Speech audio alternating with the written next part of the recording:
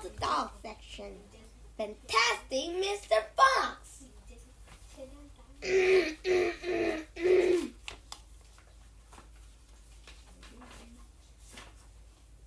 Content 1. The 3 farmers. 2. Mr. Fox. 3. The shooting. 4. The terrible shovels. 5. The terrible texture. 6. The race. 7. Will never let him go. 8. The fox began to starve. 9. Mr. Fox have a plan. 10. Bog's chicken house number 1. 11. A surprise for Mr. Fox. 14. Badger has doubts. 15. Bean's secret cider sour. 16. The woman. 17. The great beast. 18. Still waiting. Fantastic Mr. Fox. 1. The 3 farmers. Down in the valley, there were 3 farms. The owner of those farms had done well. They were rich men. They were also nasty men. All 3 of them were about nasty and mean as any man you could meet. Their name was Farmer Boggs, Farmer Boons, and Farmer Bean. Boggs was a chicken farmer. He kept thousands of chickens. He was enormously fat. This was because he ate 3 boiled chicken, snorted with dumpling every day for breakfast, lunch, and supper. Boons was a duck and goose farmer. He kept thousands of duck and geese. He was kind of a pot-bellied draft. He was so short his chin would have been underwater in the shallow end of any swimming pool in the world. His food was donuts and goose livers.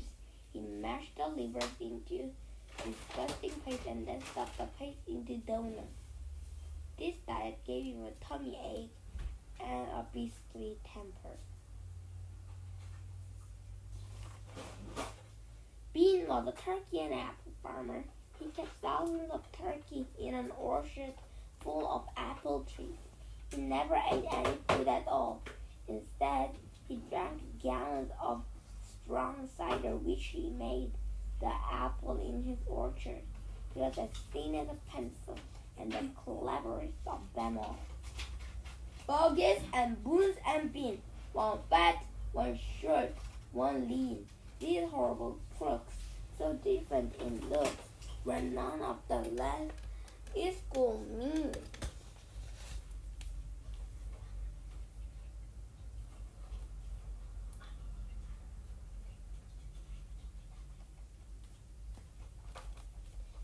That is what the children round about used to see when they saw them. 2. Mr. Fox. On a hill above the valley. This is the end of chapter 1. Roald the dog section. Fantastic Mr. Fox.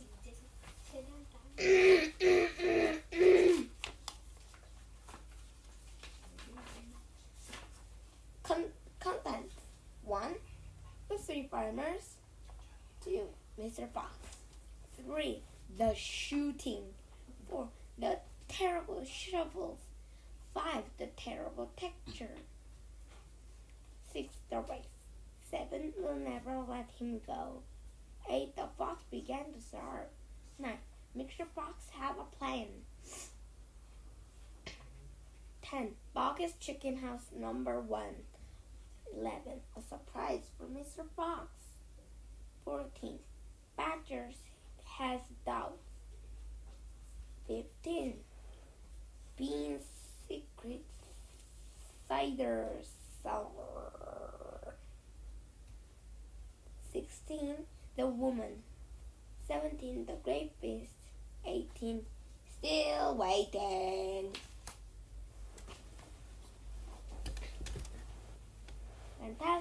Mr. Fox. 1. The Three Farmers. Down in the valley there were 3 farms.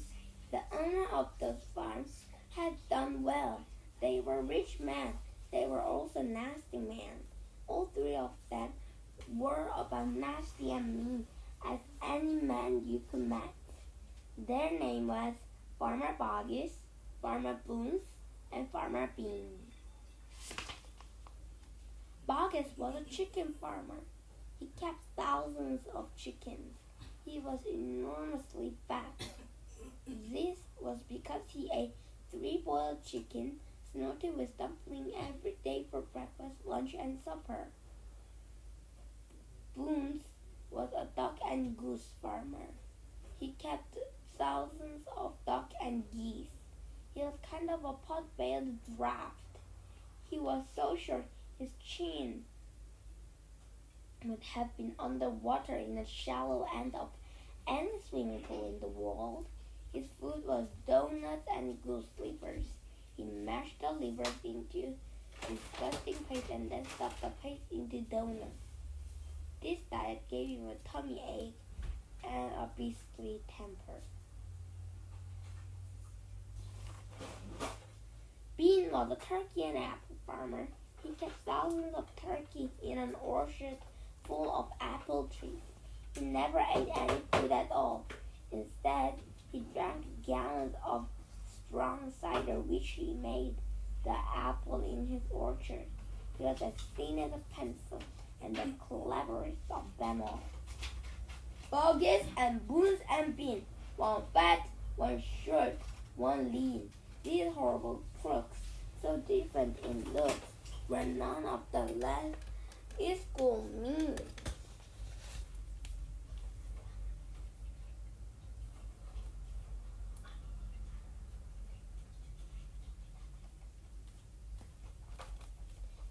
That is what the children round about used to see when they saw them. 2. Mr. Fox.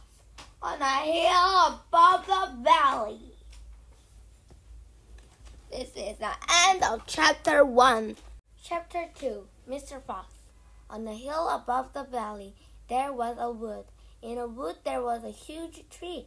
Under the tree there was a hole. In the hole lived Mr. Fox and Mrs. Fox and their 4 small foxes.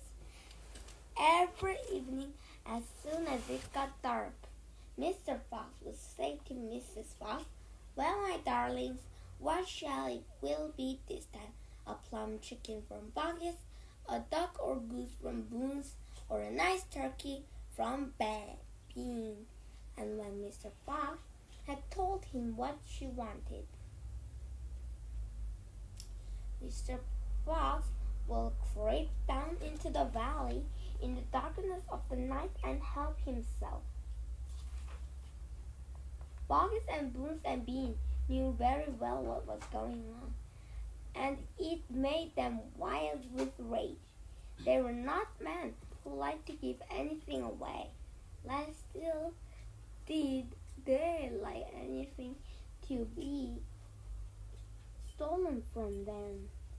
So every night each of them would take his shotgun and hide in the dark places somewhere on his own farm, hoping to catch the robber. But Mr. Fox was too clever for them. He always approached a farm with the wind blowing in his face, and this meant that any man was lurking in the shadows ahead. The wind would carry the smell of the man to Mr. Fox's nose from far away. Thus, if Mr. Boggis was hanging by his chicken hook number 1, Mr. Fox will smell him out from 50 yards off and quickly change direction, heading for chicken house number 4 at the other end of the farm. "Damn, blessed that nasty beast!" cried Boggis. "I like to rip his guts out, like rip."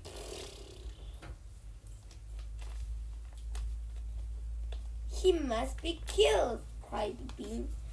But how, says Bogus. How on earth can we catch the blistering little thief? Being picked on his nose, delightedly with his long fingers. I have a plan. You never had a decent plan yet, said Bruce. Shut up and listen, said Blue. Tomorrow night we will all hide just outside the hole where the fox lives. We will wait there until he comes up. Then, bang, bang, bang, bang.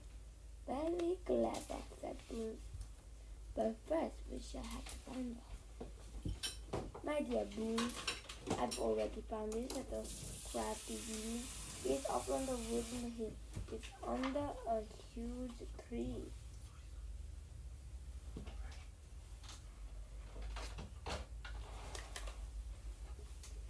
This is the end of chapter 2.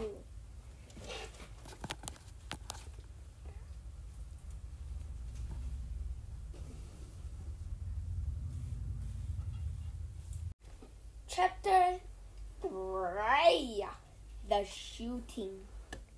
Well, my darling, said Mr. Fox, what shall we? It will be tonight.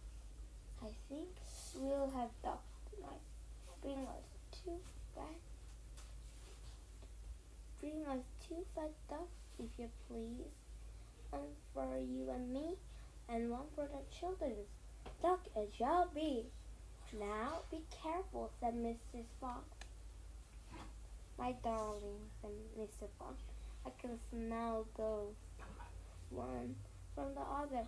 Bogus gave off a filthy stink of rotted chicken skins, Boone's reeks of goose liver, and as for Pete, the fume of apple cider hangs around him like a poisonous gas. Well, but just don't get careless, said Mr. Fox. You know they will be waiting for you, all three of them. Don't you worry about me. I'll see you later. But Mr. Fox would not have been quite so cocky that he'd be actually would. The three farmers were waiting at the moment. They were just outside the entrance of the hole, each one crouching behind the tree with his gun loaded. And what's more, they had chosen their position very carefully, making sure the wind was not blowing towards the fox's hole. In fact, it was blowing in the opposite direction. There was no chance of them being smelled out. Mr. Fox crept up the dark tunnel to the mouth out of the hole. He poked his long, handsome face out into the night air and sniffed once. He moved an inch or two forward, then stopped his sniffing. He was always especially careful when he was coming out of the hole. He inched toward a little. The front half of his body was now in a hole. His black nose twitched from side to side, sniffing the scent of danger. He found the nun, and he was just about to trot into it. He heard a tiny noise, a soft rustling noise.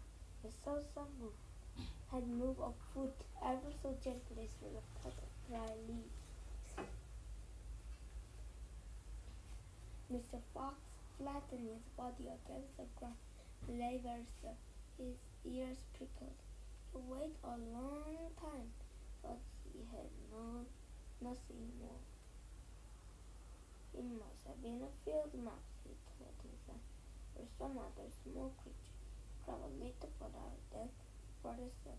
He was almost right out in the open now. He took a last careful look around. The wood was murky and very still. Somewhere in the sky, and the moon was shining. Just then his sharp night eye caught a glimpse of something right behind a tree.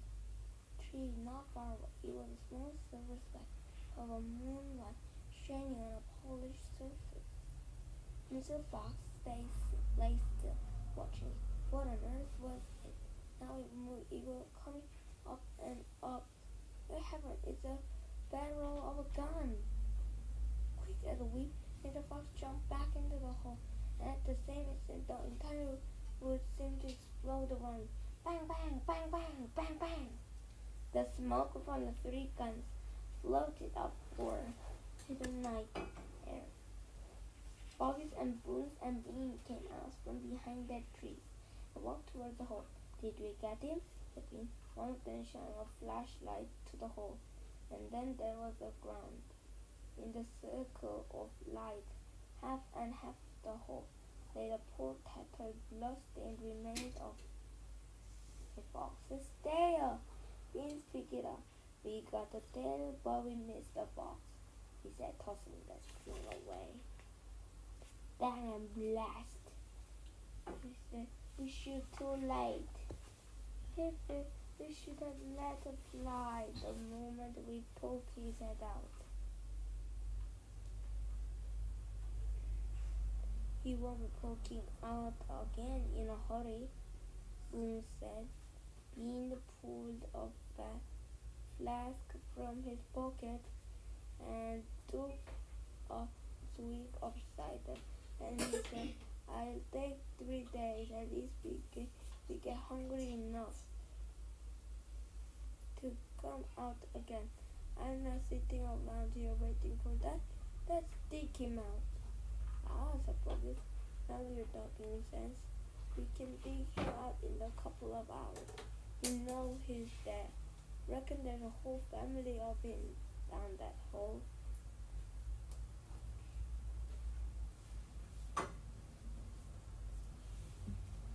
Then we'll have a lot, said Bean. Get the shovel. This is the end of chapter 3. Chapter 4. The Terrible Shovels. Down the hole, Mr. Fox was tenderly licking the thumb of the Mr. Fox's tail to stop the bleeding. It looked like the finest tail for miles around, she said between licks. It hurts, said Mr. Fox. I know it does, sweetheart, but it will soon get better. And it will soon grow again, Dad, said one of the small foxes. It will never grow again. I shall be tailless for the rest of my life, he said very glum.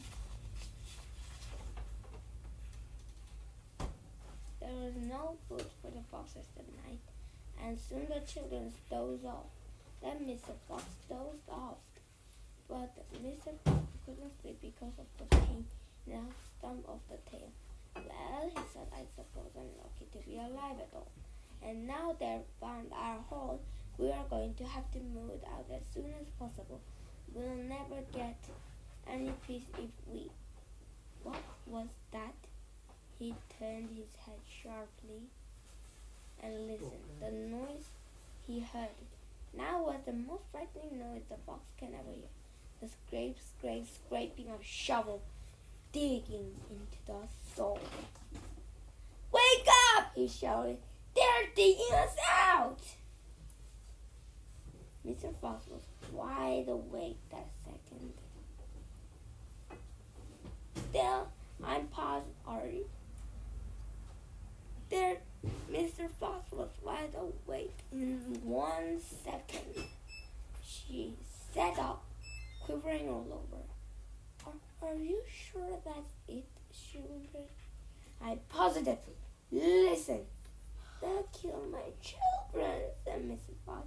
Never, said Mr. Fox. But darling, they will, said Mr. Fox. You know they will. Scrunch, scrunch, scrunch, went the shovel above their heads. Smashed stones and bits of earth began bowing from the roof of the tunnel. How will they kill us, Mommy? Asked one of the small foxes. His round black eye was huge with fright. Oh.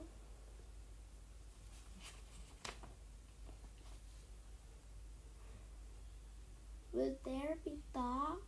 He said. Mr. Fox began to cry. She gathered her four children close to her and held them tight. Suddenly there was a special long crunch above their heads, and the sharp end of the shovel came right through the ceiling. The sight of the awful thing seemed to have an electric effect upon Mr. Fox. He jumped up and said, "I've got it! Come on!" There's not a moment to lose. Why didn't I think it before? Think of what, Dad? A fox can dig quicker than a man, shouted Mr. Fox, beginning to dig. Nobody in the world can dig as quick as a fox. The soil began to fly out furiously behind Mr. Fox, and he started to dig for dear life. And with his front feet, Mr. Fox ran to work to help them. He did so for children. Go downwards, ordered Mr. Fox. We got to go deep as we possibly can. The tunnel began to grow longer and longer. It sloped steadily downward, deeper and deeper, and below the surface of the ground it went. The mother and the father and all four of the children were digging together. Their front leg was moving as fast as you couldn't see them, and gradually the scrunching and scraping of the shovel became fainter and fainter. After about an hour, Mr. Fox stopped digging. "Hold it," he said. They all stopped. They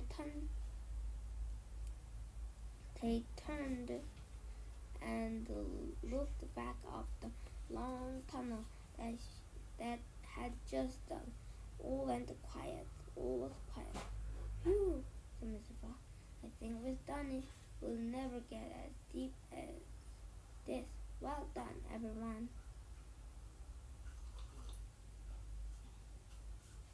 They all sat down, panting for breath, and Mr. Fox said to their children, "I should like to know that if it wasn't for your father, we should all be dead now. Your mother is a fantastic fox." Mr. Fox looked at his wife and she smiled. He loved her more than ever. She said things like that. End of chapter 4.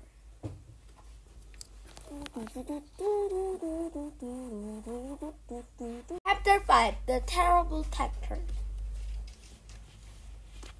As the sun rose the next morning, Pockets and Boons and Bean were still digging. They had dug the hole so deep you could have put a house in it. But they were not yet come to the end of the fox's tunnel. They were all very tired and cross. "Dang and blast," said Bogus. "Whose rotten ideas of these?" "Bean's idea," said Boons. Bogus and Boons both stared at Bean. Bean took another swig of cider, then put the flat back into his pocket without offering it to the others.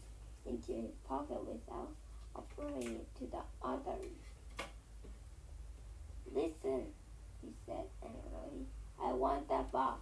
I am going to get that box. I am not giving it up till I throw him over the front porch, dead as a dumpling."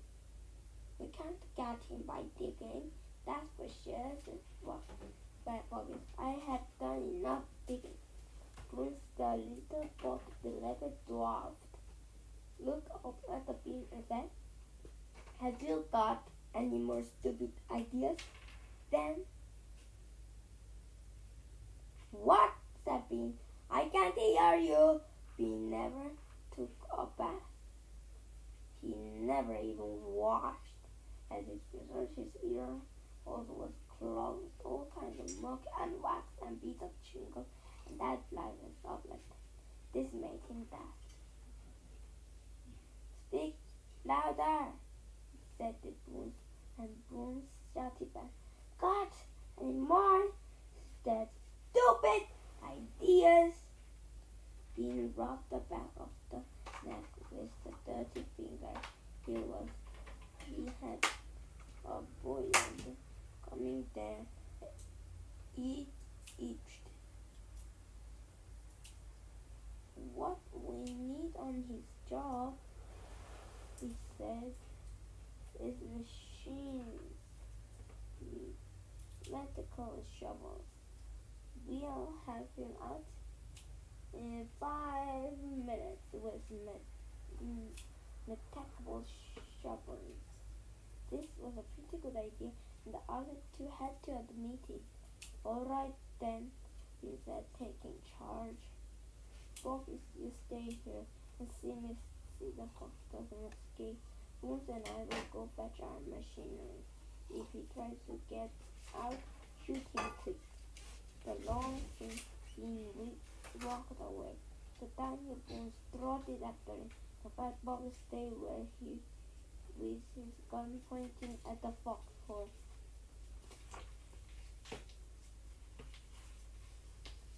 Soon, two enormous caterpillars dragged the mechanical shovels with the front end came blacking through the woods, and their front end came clacking each other. The machine was both black. They were murderers, bursting-looking monsters. "Here we go then," shouted Bean. "That's to the box," shouted Boons.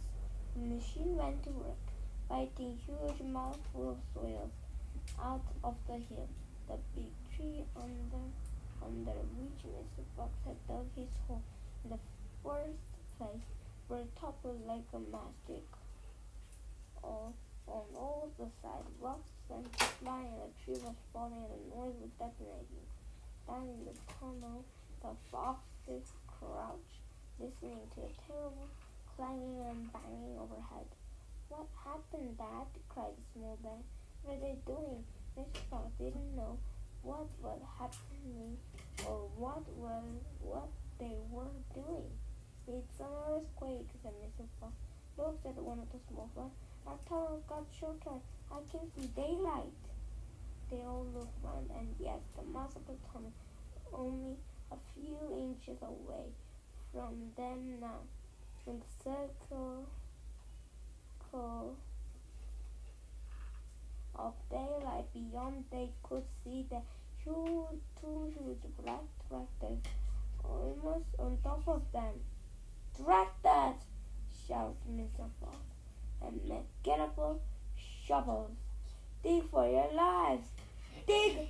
Dig! Dig!"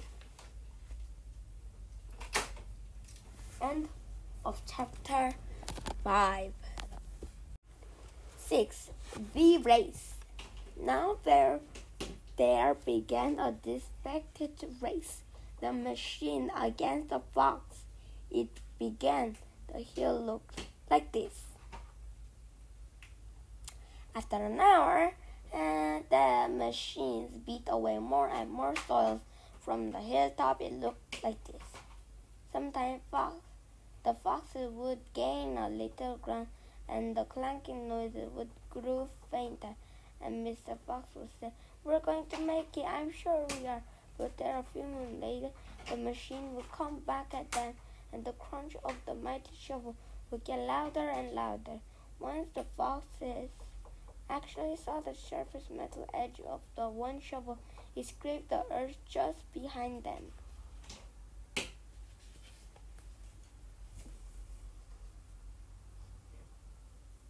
"Keep going, my darlings," panted Mr. Fox. "Don't give up. Keep going," said the fat boy, shouted to Bruce and Bean. "We'll get him any moment now." Have you caught the sign of him yet?"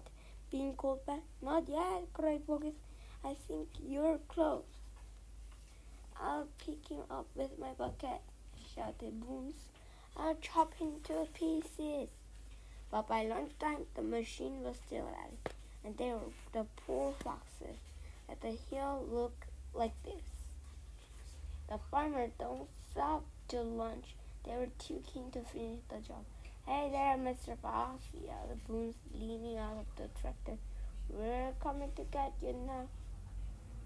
You've had your last chicken, cried Bucket. You'll never come prowling around my farm again. A sort of madness had taken hold of the three men. The tall, skinny bean and dwarfish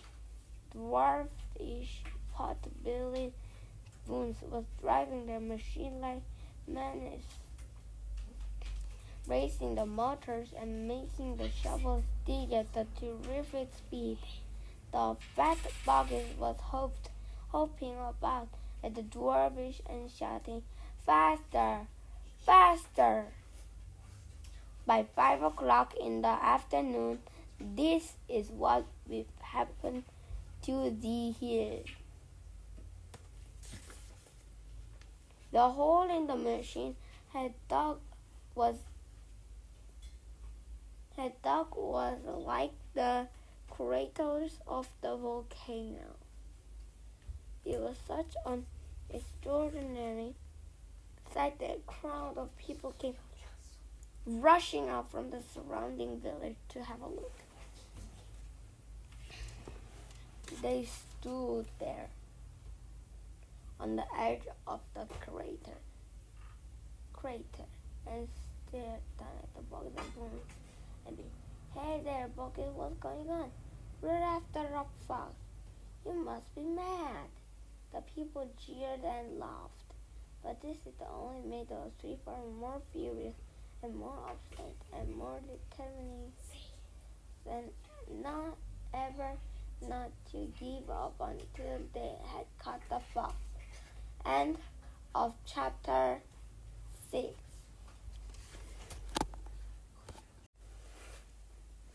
Chapter 7. We'll never let him go. At 6 o'clock in the evening, Bean switched off the motor of his tractor and climbed down to the driver's seat. Bones did the same. Both men had had enough. They were tired and stiff from driving the tractors all day. They were also hungry. Slowly, they walked over to the small fox's hole in the bottom of the huge crater. Bean's face was purple with rage. Bones was crushing the fox with dirty words. They can't be printing them. Buckets came waddling up. "Dang and blast that filthy stinking fox," he said. "What the heck do we do now?" "I'll tell you what we don't do," said Bean.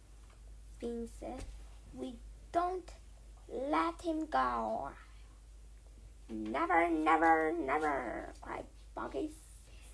"Did you hear that, Mr. Fox?" yelled the Bean, bending low and shouting down to the hole. It's not over yet, Mr. Fox. We're not going home till we've strung you up. That is a dingbat." Whereupon the three men all shook the hand with one another and swore solemn oath that they would not go back to their farms until Fox was caught. What is the next move?" said the Bones. The pot-bellied dwarf. "You're sending you down the hole. Fetch him up." "Down you go, you miserable midget." "Not me," cried Bones, running away. Bean made a sickly smile. When he smiled, you saw his scarlet gums. You saw more gums than teeth. "There's only one thing to do, which starve him out. We camp here day and night. watching the hole. He'll come out in the end. He'll have to. So Bogies and Boons and Bean sent a message down to their farm asking for tent, sleeping bags, and supper. End of chapter 7.